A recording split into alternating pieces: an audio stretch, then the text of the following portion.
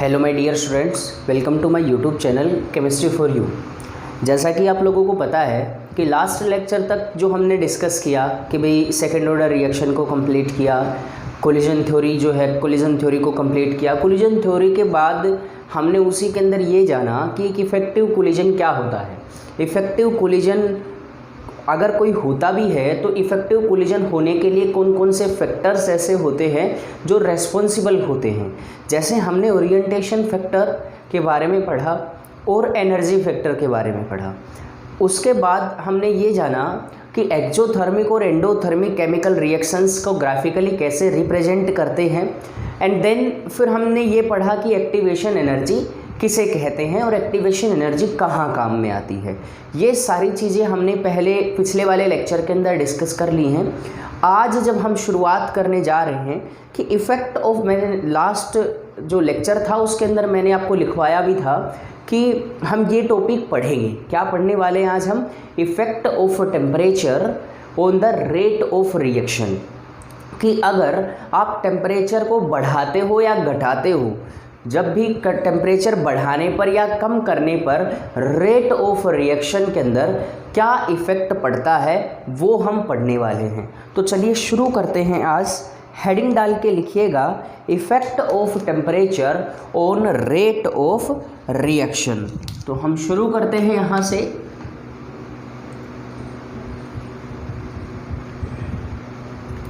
Effect of temperature on rate of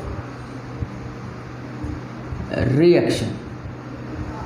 अब आप थोड़ा सा अंदाज़ा लगाइए कि रेट, और इसका एक और नाम है आपको मिलेगा यहाँ से, अर्हेनियस इक्वेशन।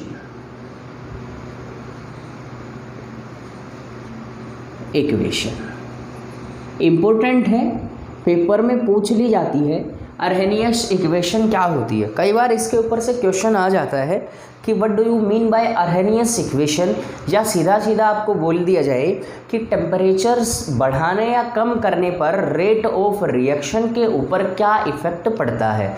तो यहाँ से हम पढ़ते हैं। देखो, आप लोगों ने ये तो ज़रूर पढ़ा होगा कि rate of reaction equals to k into concentration of reactant raise to power n। ऐसा ही तो होता है, बिल्कुल ऐसा ही होता है। अब यहाँ k क्या है? रेट कांस्टेंट, और कॉन्सेंट्रेशन रिएक्टेंट की है, और n is the power of A reaction. तो यहाँ से अर्हेनियस इक्वेशन को हम ड्रा करते हैं। अर्हेनियस इक्वेशन कि ये अर्हेनियस इक्वेशन है क्या चीज़। तो इसे हम बताते हैं कि यहाँ रेट को, इसके अकॉर्डिंग जो रेट कांस्टेंट है, रेट कांस्टेंट की वैल्यू होती है a into E raise to power minus of E A upon R T. मैं एक बार इसे फिर से लिखता हूँ, आपको ध्यान रहे। देखो,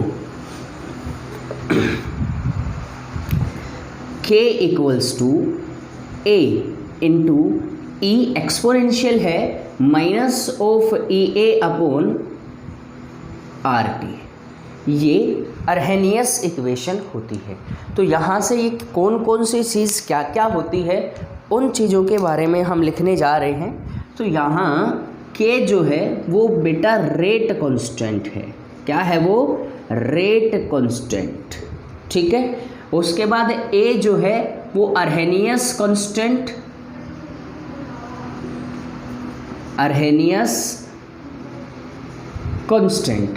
उसके बाद ई ए, ये है एक्टिवेशन एनर्जी। क्या है ये? Activation energy. R is gas constant. R क्या है? गैस कांस्टेंट है, लिखते रहें साथ के साथ। उसके बाद टी जो है वो क्या है? टेम्परेचर। अब यहाँ से आप लोगों को आसानी से समझ आ जाएगा कि यहाँ क्या इफ़ेक्ट होगा टेम्परेचर का और रेट ऑफ रिएक्शन पे क्या इफ़ेक्ट पड़ेगा, किस प्रकार से समझेंगे हम।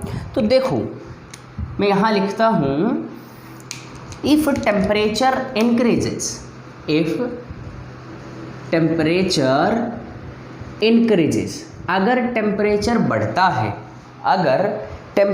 बढ़ता है तो EA/RT, माइनस साइन नहीं ले रहा मैं अभी, अगर टेम्परेचर को बढ़ाओगे तो ये जो EA/RT की जो वैल्यू है ये टोटल वैल्यू डिक्रीज करेगी। क्यों करेगी? क्योंकि यहाँ R और T नीचे है, टेम्परेचर बढ़ा, ये देखो टेम्परेचर बढ़ा तो ये जो ओवरऑल वैल्यू है वो डिक्रीज करेगी, total value decreases, total value जो करेगी वो डिक्रीज करेगी। क्यों कब करेगी? If temperature increases, if TS increases, अगर टेम्परेचर बढ़ेगा तो EA/RT जो टोटल वैल्यू है वो क्या करेगी? वो डिक्रीज करेगी। ठीक है, एंड माइनस EA/RT, ये जो वैल्यू है ये नेगेटिव साइन के साथ है तो ये क्या करेगी? इंक्रीजेस। लिख लो आप अच्छे से, इंक्रीजेस। अगर ये पॉजिटिव साइन के साथ होती तो ये क्या करती? डिक्रीज करती।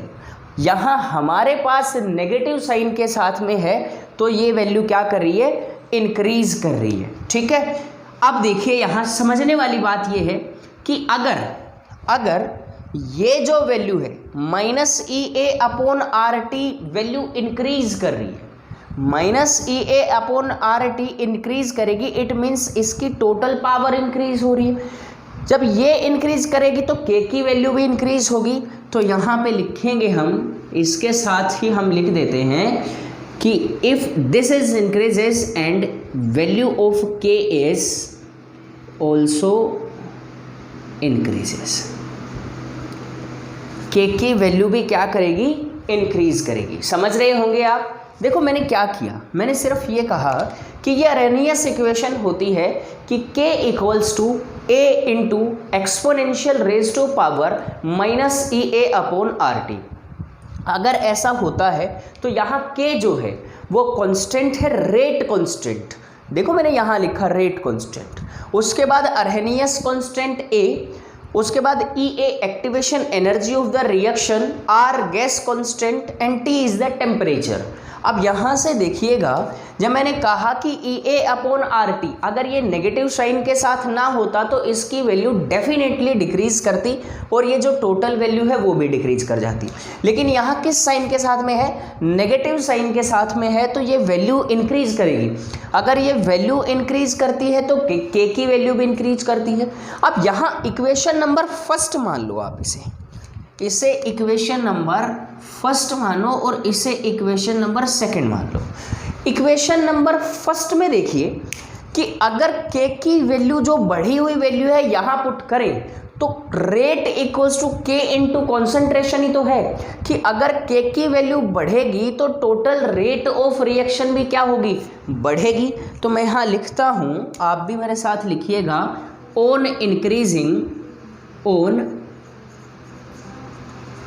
increasing temperature, or increasing temperature, the rate of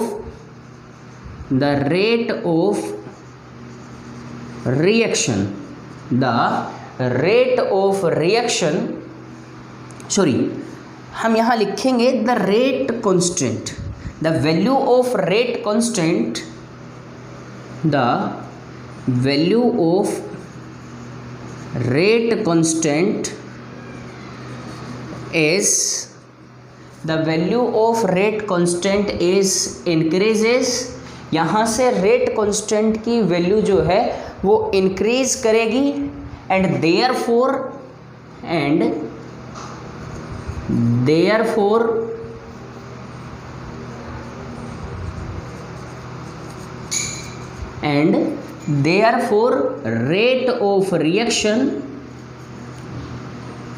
rate of reaction is also increases।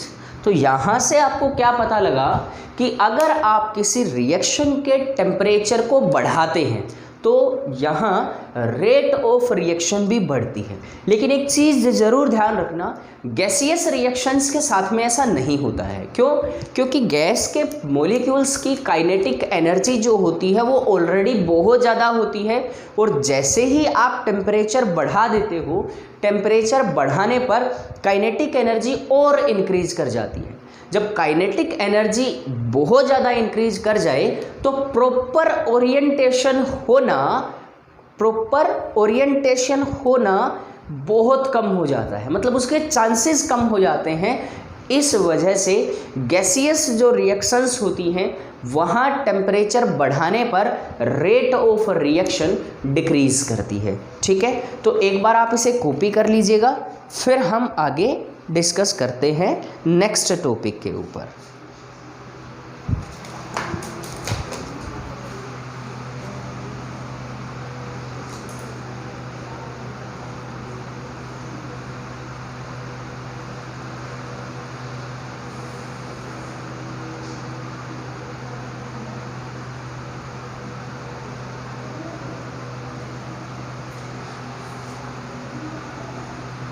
हाँ, तो आप लोगों ने इसे नोट कर लिया होगा। अगला टॉपिक हम डिस्कस करने वाले हैं, इसी के अंदर अर्हेनियस इक्वेशन का स्टार पॉइंट डाल के आप शुरू कीजिएगा किस प्रकार से हमें शुरू करना है। देखो, हमने क्या पढ़ा अभी अभी कि k equals to a into exponential raise to power EA upon RT, ऐसा ही तो हमने पढ़ा। अगर हमने ऐसा पढ़ा तो मैं यहाँ दोनों साइड लोगरिथम ले लूँ, टेकिंग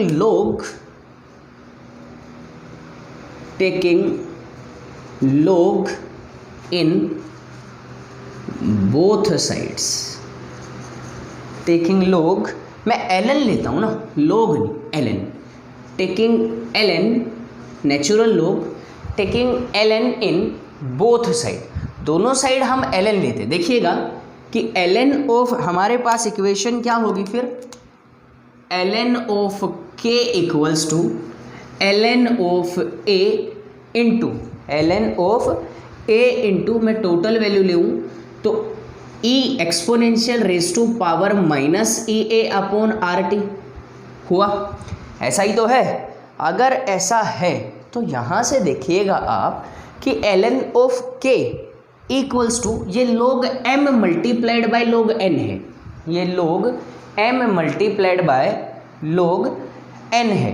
तो log की ये प्रॉपर्टी होती है कि log या ln m बाय n तो होता है ln m minus ln n, और ln m इंटू n होता है ln of m plus ln of n।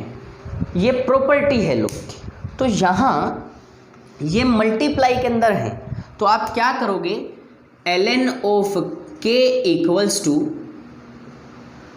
ln of a plus ln of exponential raise to power minus of EA upon RT। Copy करेंगे जल्दी से। देखो, ये value आपके पास ये वैल्यू आती है। ठीक है, तो अब ये जो डिफरेंशिएशन और एक्सपोनेंशियल की जो और लोगरिथम की जो चीज़ें होती है, टर्म्स होती हैं, मैथमेटिकली आप इन्हें समझ सकते हो आसानी से। तो चलिए हम इन्हें सोल्व करते हैं आगे कि किस प्रकार से इन्हें लिखा जाता है।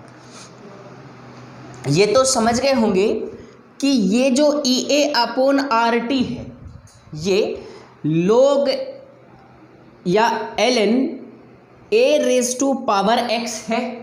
इस x को बेटा हम आगे ले आएंगे, बिल्कुल ला सकते हैं।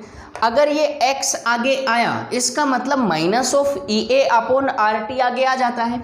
तो यहाँ से हम लिखेंगे ln of k equals to ln of a minus EA upon RT, minus EA upon RT into ln of exponential, ln of exponential. ये यहाँ से ये जो कैंसिल आउट हो जाता है, ये कैंसिल आउट होगा ln ऑफ e। आप इसे थोड़ा सा दूर लिखेंगे ताकि ये समझ आए, ln ऑफ e। अब अगर ये कैंसिल हुआ तो हम लिखेंगे ln of k equals to ln of k equals to ln of a क्या है, अर्हेनियस कांस्टेंट माइनस ई ए, ये टी है भी, ई A upon are into 1/t।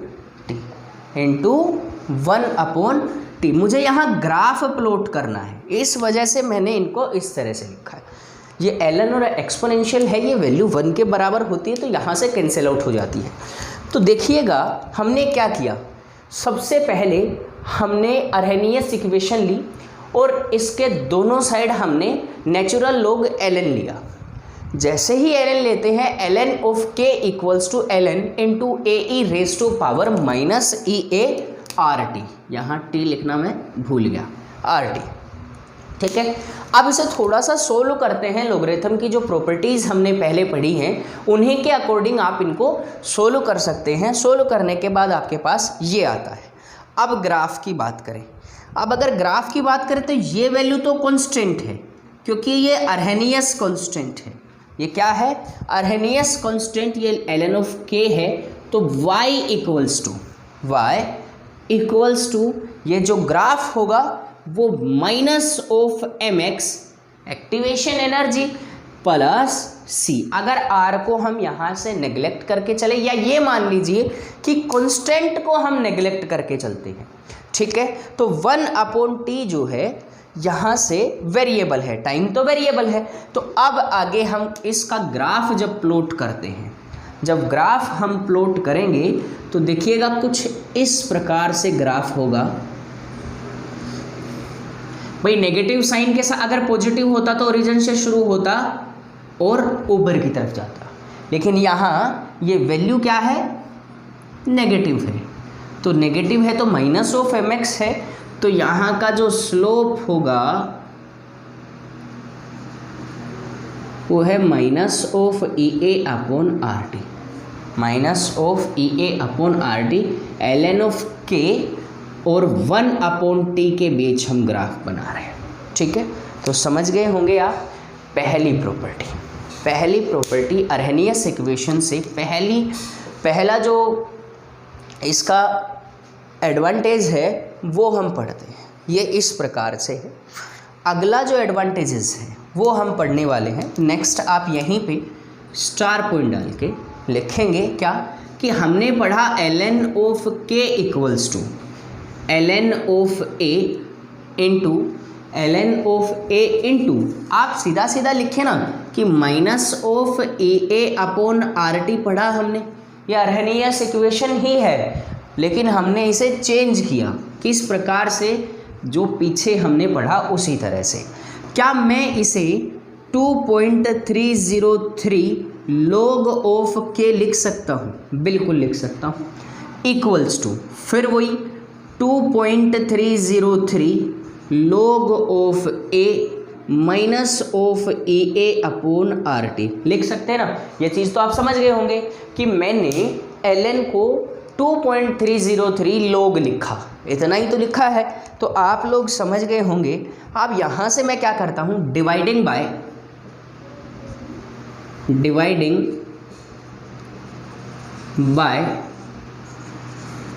2.303 in both sides. अगर दोनों साइड से 2.303 से डिवाइड किया जाए तो क्या होगा, ये देखो। अगर इसे 2.303 से डिवाइड करूंगा तो ये रहेगा log k, क्योंकि कैंसिल आउट होगा। इक्वल्स टू इसे डिवाइड करूंगा, ये क्या रहेगा, log of a minus of E A upon 2.303r, E A upon 2.303r। मैं इसे लेता हूँ कुछ इस प्रकार से, मल्टीप्लाइड बाय 1/t, ये नेगेटिव साइन के साथ में बिल्कुल लिख सकते हो। तो एक बार इसे कॉपी कीजिएगा, फिर हम एक और ग्राफ बनाते हैं। एक बार इसे कॉपी कर लीजिएगा जल्दी से।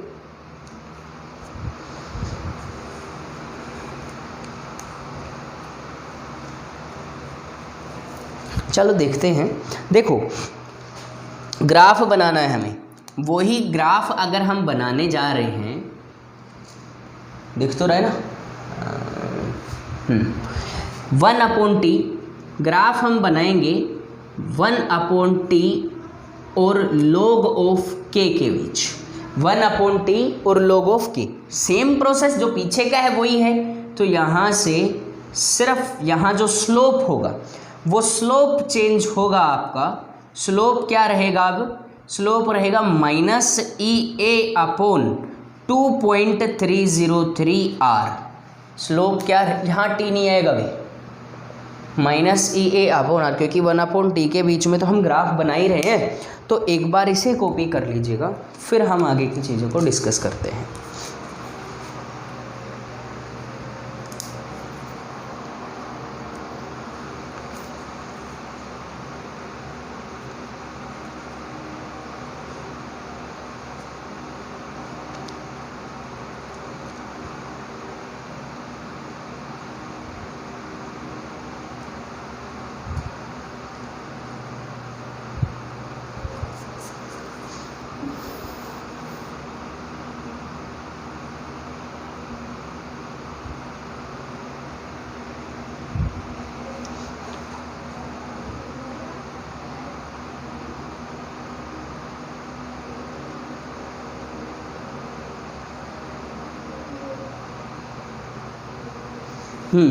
तो आप लोगों ने कॉपी कर लिया होगा। अब आगे की बातें डिस्कस कर लेते हैं थोड़ी थोड़ी। एक क्वेश्चन भी सोल्व करते हैं, इसी के ऊपर अरहेनियस फैक्टर के ऊपर हम क्वेश्चन सोल्व करते हैं। क्वेश्चन कुछ इस प्रकार से है मेरे पास, देखो क्वेश्चन सोल्व करते हैं। क्वेश्चन है first, question number first is, मेरे पास दे रखा है ग्राफ दिया हुआ है, एक ग्राफ दे रखा है हमें, और ग्राफ है 1/t और log ऑफ k के बीच, और यहाँ से ये ग्राफ कुछ इस कदर दिया हुआ है, और इसका जो टेंजेंट है वो 135 डिग्री है। देखिएगा आपको ऐसे क्वेश्चन मिलेंगे, जब आपको इस तरह के क्वेश्चन मिलते हैं तो किस प्रकार से सोल्व करते हो ये चीज़ देखिएगा आप, कि यहाँ से जो वैल्यूज़ दे रखी है, एक तो दे रखा है 10 135, मतलब इसका एंगल दे रखा है, और 10 135 इक्वल्स टू -1 होता है, ये वैल्यू पहले से ही दे रखी है। और इसका जो स्लोप है, इसका जो स्लोप है वो भी किसके बराबर है, -1 के। तो यहाँ से आपको फाइंड आउट क्या करना है, find EA activation energy, find activation energy, आपको एक्टिवेशन एनर्जी फाइंड आउट करनी है। तो किस प्रकार से फाइंड आउट करते हो देखिएगा, देखो log of k equals to log of a into log of a minus of EA/2.303 RT। ऐसे ही तो लिखते हो, ऐसे ही तो लिखते हो आप, या इस t को आप ऐसे लिख लो, एक ही तो बात है। यहाँ से देखो अब आपको क्या क्या वैल्यू चाहिए, आपको एक ही वैल्यू चाहिए अरहेनियस कांस्टेंट की, उसके बाद आपको टेम्परेचर भी तो चाहिए होगा कि टेम्परेचर कितना है। तो यहाँ से जो वैल्यूज़ हैं वो अगर हम पुट करें तो देखो कि R equals to gas constant की जो वैल्यू लेनी है आपको, वो लेनी है 8.314, ठीक है। उसके बाद और आप ले सकते हो 2 कैलोरी, आप क्या ले सकते हो 2 कैलोरीज, ठीक है, इतना आप कर लोगे। उसके बाद नेक्स्ट इस क्वेश्चन के अंदर log of A Arrhenius constant की वैल्यू भी आपके पास गिवन है। अरहेनियस कांस्टेंट की वैल्यू यहाँ 1 है, A जो है वो भी गिवन है 1। अब इसके बाद आप क्या करते हो, log ऑफ k की जो वैल्यू है वो रखें -1 इक्वल्स टू, इसकी value 1 minus of EA/2.303 multiplied by, आप यहाँ कितने से 2 कैलोरी ले लीजिएगा मल्टीप्लाइड बाय 1 अपॉन टाइम कितना 1 अपॉन टी कितना, ये भी आप 1 सेकेंड के बराबर ले लीजिए, ऐसा दे रखा है। तो ये भी 1, तो यहाँ से -1 equals to minus of EA upon 2.303 multiplied by 2। Negative sign से नेगेटिव साइन कैंसिल आउट हुआ, EA activation energy equals to 2.303 multiplied by 2। ये आंसर आप एक बार कमेंट सेक्शन में पेस्ट कर दीजिए, जल्दी से पेस्ट कीजिए और इसे कॉपी भी कर लीजिए। नहीं आया समझ तो बता दीजिए, हम फिर से करवा देंगे, ऐसी कोई बात ही नहीं है, हम इस क्वेश्चन को फिर से रिपीट करवा देंगे। बाकी इतना कोई हार्ड एंड फास्ट कोई क्वेश्चन नहीं है, सारा कुछ दिया हुआ है कि 1/t जो टाइम जो है वो 1 सेकेंड है। ये चीज़ें अगर नहीं दे रखी हो, देखिएगा आप ये समझने की कोशिश करें कि क्वेश्चन के अंदर जो चीज़ नहीं दे रखी हो आप उसे यूनिटी मान के चलें, 1 मान के चलें। जैसे मैंने कहा कि भाई अगर इसकी वैल्यू नहीं दे रखी log ऑफ a की, आप इसे 1 मानो, और log 1 जो होता है वो 0 के बराबर होता है। आप ये सोचेंगे कि यहाँ मैंने इसे 1 लिखा, इसे log 1 जो होता है वो 0 के बराबर होता है, तो 0 - EA अपॉन RT आप ये लिखते, ठीक है ना। तो ये 0 और इस प्रकार से आप सोल्व करते हो। तो एक बार इसे जल्दी से कॉपी करें, फिर हम कुछ लिखने वाले हैं।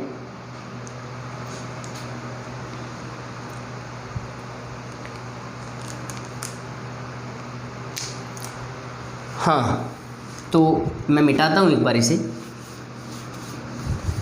नेक्स्ट स्टार पॉइंट डालकर हम अगली प्रॉपर्टी के बारे में डिस्कस करने जा रहे हैं।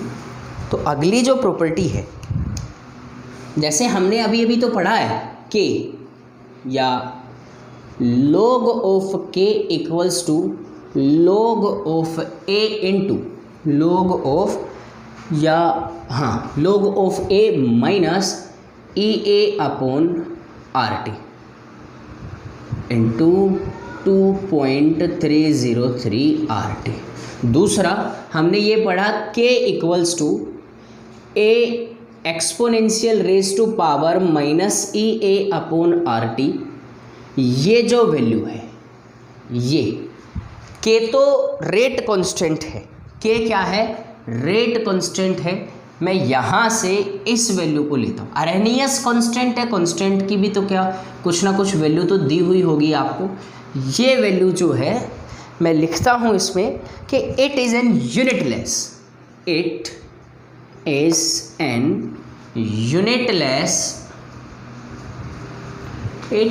N unitless quantity,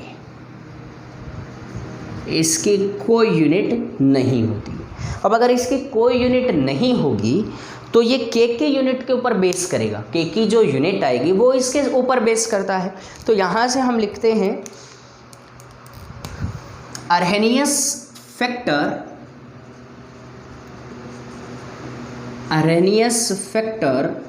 has same unit as the rate constant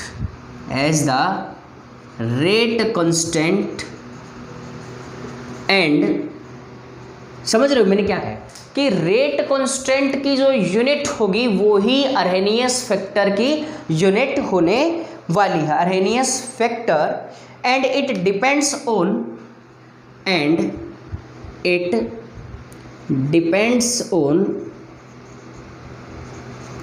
order of reaction।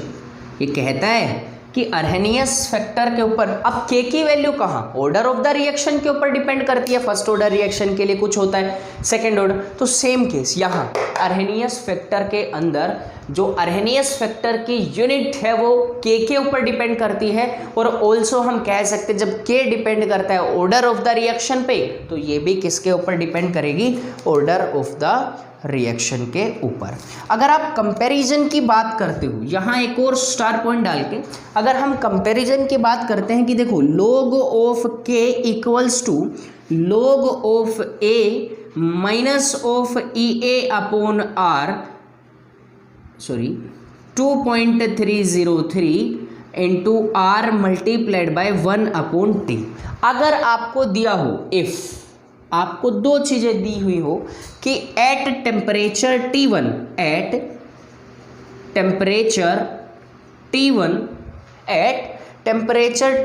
And rate constant K equals to हो K1 एट टेम्परेचर T2, ये जो रेट कांस्टेंट की वैल्यू है वो K2 के बराबर हो, और अब आपको अर्हेनियस फैक्टर लिखना हो तो आप log K और log K2 किस प्रकार से निकालेंगे।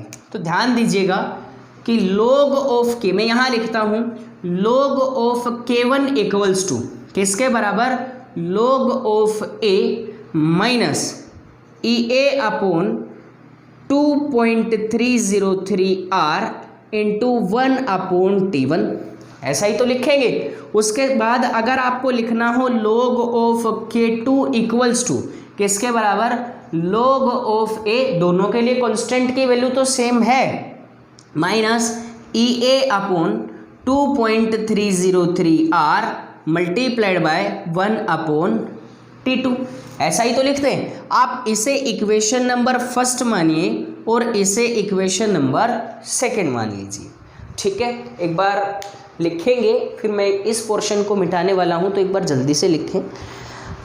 यहाँ से लिखता हूं मैं कि आपको सब्सट्रैक्ट करना है,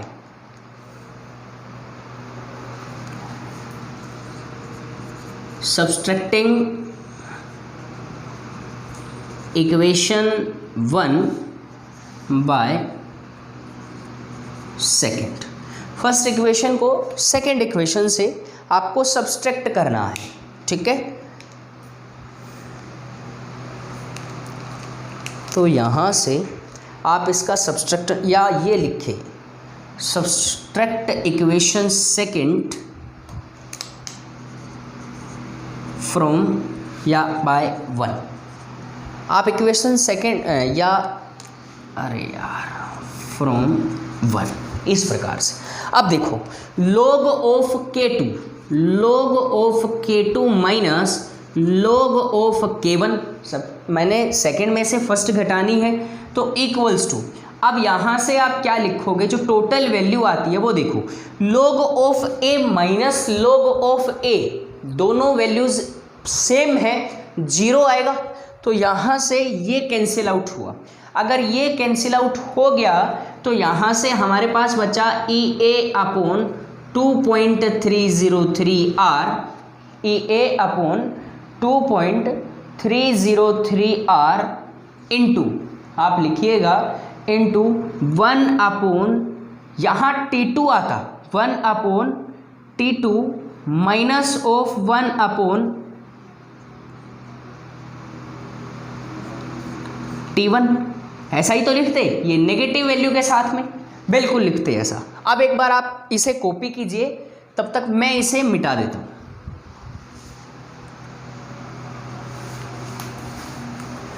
अगर नहीं लिखा हो तो पीछे जाके एक बार कॉपी कर लीजिएगा।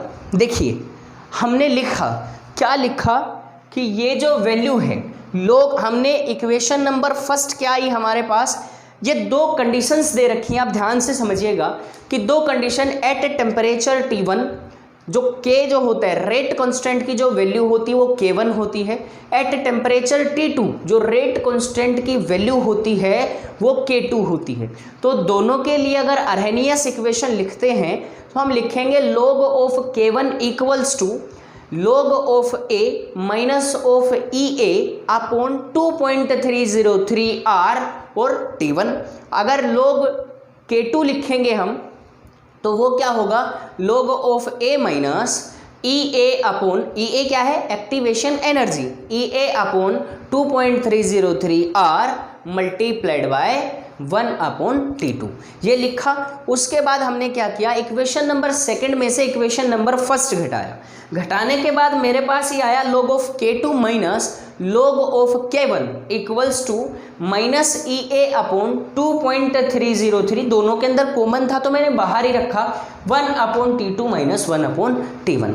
अब एक चीज़ ध्यान से देखिएगा कि अगर मैं इस नेगेटिव साइन को अंदर भेजता हूँ अगर इस नेगेटिव साइन को अंदर भेजूं तो ये 1/T2 तो नेगेटिव साइन का हो जाएगा और यहाँ से 1/T1 पॉजिटिव का। तो इसे रीअरेंज करके जब हम लिखें तो log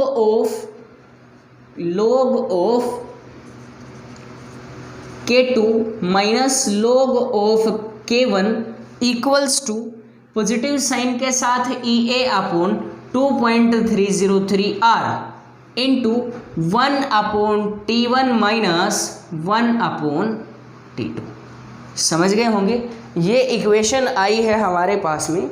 हम अब देखो, अगर यहाँ की बात करें तो T2 जो होगा, टाइम जो होगा वो T1 से हमेशा ज़्यादा होगा।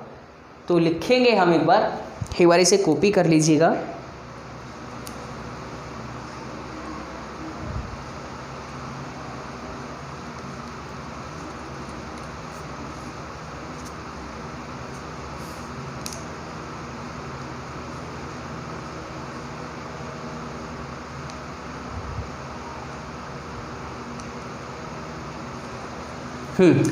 तो यहाँ आप लिख भी सकते हो कंडीशन, हेयर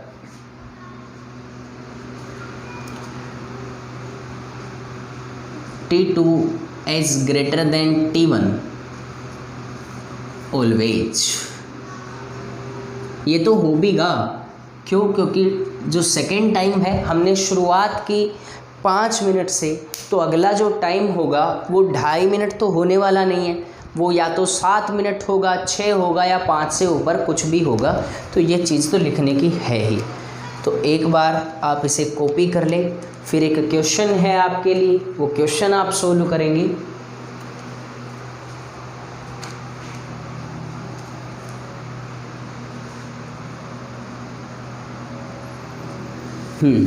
तो लिखा होगा आपने।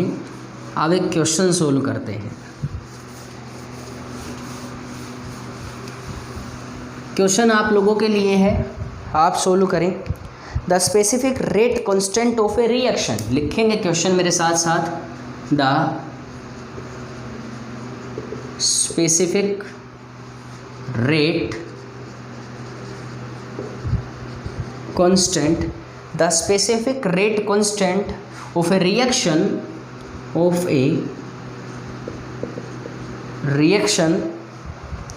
becomes 4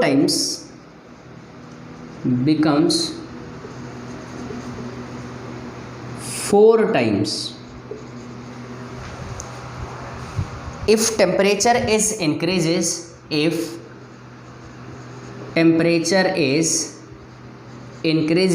ध्यान से लिखिएगा बेटा। Temperature is increases from 27 degree Celsius to 47 degree Celsius. मैं रिपीट करवा देता हूँ। Calculate the activation energy, calculate the activation energy of reaction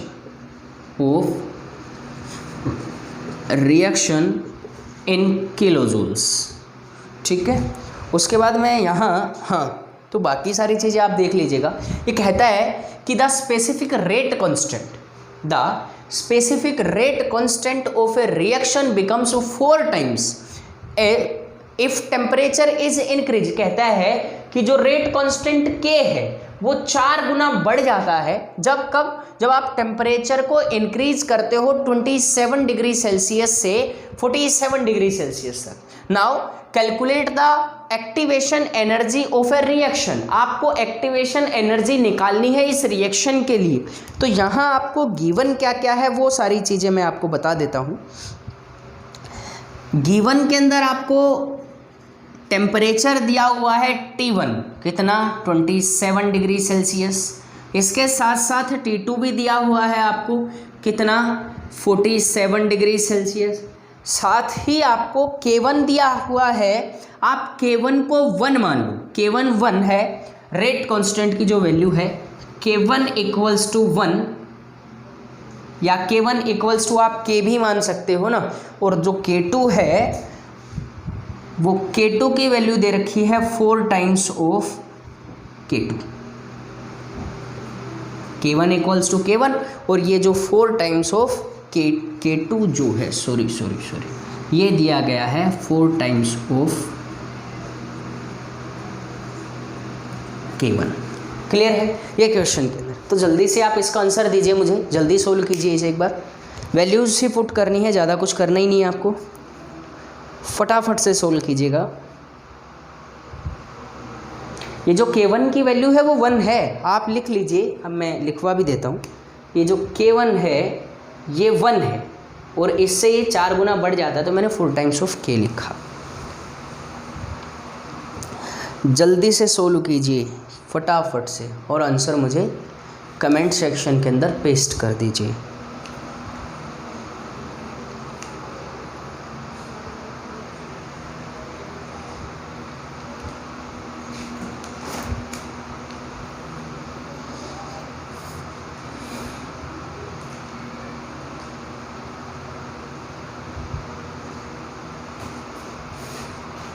हाँ, तो इसे आप सोल्व कीजिए जल्दी से और कमेंट सेक्शन के अंदर पेस्ट कीजिए। अगर कोई प्रॉब्लम आती है तो मेरे से पूछिए। आज के लिए हम सिर्फ इतना ही पढ़ेंगे, फिर हमारा जो नेक्स्ट कल जो लेक्चर होगा उसके अंदर हम मैक्सवेल डिस्ट्रीब्यूशन कर्व जो है वो पढ़ने वाले हैं और आगे कुछ भी जो भी टॉपिक हमारे आते रहते हैं जैसे टेम्परेचर कोफिशिएंट वगैरह के बारे में हम पढ़ेंगे। तो तब तक के लिए आप तैयारी कीजिए। अगर कोई प्रॉब्लम आती है तो मेरे साथ में शेयर कीजिए। अगर आप इस चैनल के ऊपर नए हैं तो चैनल को सब्सक्राइब कीजिए। सब्सक्राइब करने के साथ साथ बेल आइकन को ज़रूर प्रेस कर लीजिएगा ताकि हर एक वीडियो की जो नोटिफिकेशन है वो आपके पास सबसे पहले पहुंच सके। Thank you so much and आप पढ़ते रहें और अपना काम करते रहें।